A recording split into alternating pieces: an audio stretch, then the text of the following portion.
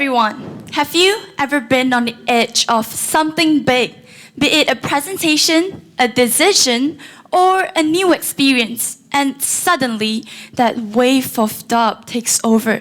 That feeling of, I'm not sure if I'm ready for this, rushed. We've all been there. It's frustrating when you want to be confident, but it's hard to feel it. So what do? We borrow it from others. Think of confidence as Wi-Fi. Sometimes you don't have a strong signal, so you connect to someone else's, hoping it could carry you through. And for a while, that works, but as soon as the connection weakens, whether it's from a failure or a challenge, the borrowed confidence fades, because it was never yours to begin with. Borrowing confidence is easy, but truly being confident, that's hard. I'm not saying that borrowing confidence is bad. In fact, it can be helpful when you are in doubt. But if you never build your own, you'll stay stuck in an endless loop of borrowing. The only way to get out of that loop is to stop borrowing and start building. So how do we do that? Now, I used to rely heavily on my sister's confidence, especially in social situations. She's magnetic, always positive, always smiling. She has the ability to navigate through crowds, while I often felt isolated. I remember attending a family gathering where I knew barely anyone. I felt too nervous to say anything. My sister, however, spoke to everyone, laughed, and moved through the room like she owned it. And at that moment, I felt a sense of calm. I didn't have to be confident on my own because I had her. I followed her around, smiled when she smiled, and hoped her confidence would spread to me. She was my signal.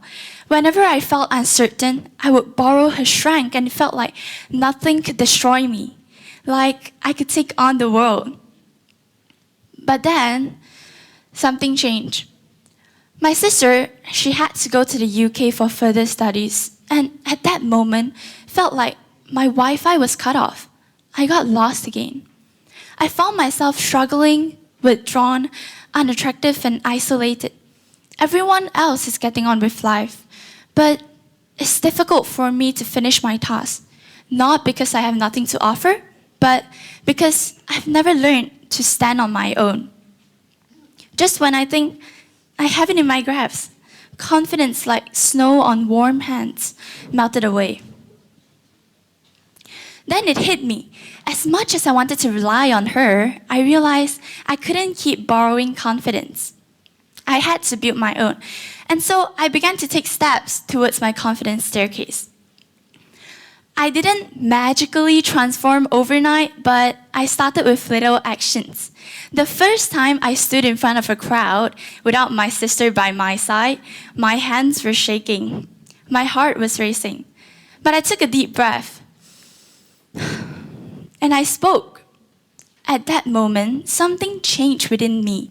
It wasn't perfect, but I felt different. And every time I acted, I felt a little more confident.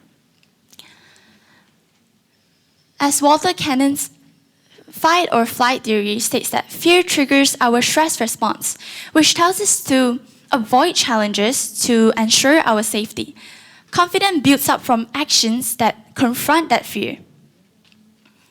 And the higher I go, the more I see confidence. It isn't something you wait for. It's something you create through action, even when you don't feel ready. Because let's be honest, most of the time, we don't feel completely ready. Many times we hesitate to start because we think we don't know enough about it. But the truth is, with each experience, we learn and we grow. That's when our mindset shifts from, I can't do it, to, I'm getting better. Confidence then motivates you to take more action. The cycle feeds itself, and with it, you create momentum. Nothing can stop you. This confidence cycle leads to the answer of the question, how do we build confidence? Now, take a moment. think of a time when you were unsure about yourself, but decided to take a small step anyway. Maybe it's as simple as making a phone call you were nervous about. Maybe it's when you talk to someone you've always been afraid to. You probably feel a little more capable and strong, right? And as the saying goes, many a little makes a mickle. These small actions are exactly what builds up your confidence. Here's the thing, every idea is a new idea. Even if confidence has been talked about countless times, hearing it from your perspective based on your experiences makes it unique. So even when confidence is not a new idea, the way you understand and experience it, that's what makes it different.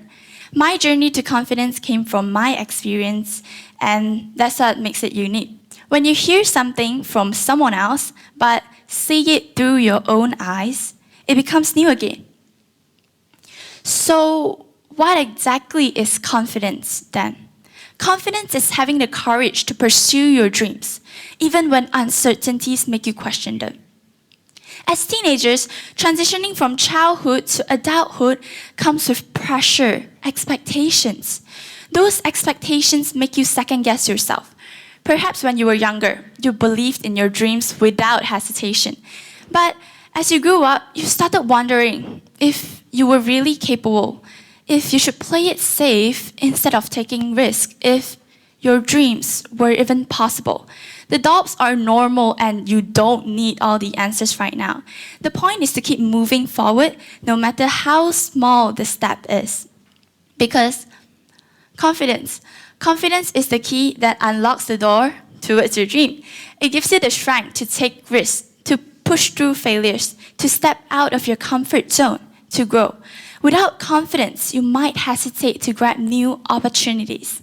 But with it, you'll try, and every time you try, you get better. Trust me, you all have more resources, knowledge, and flexibility than you realize. And with it, you can build confidence to take that first step towards your dream. Start now, build confidence, go. Because I never imagined I could stand here to give you a speech, but I tried. And if I can, you all can too. Thank you.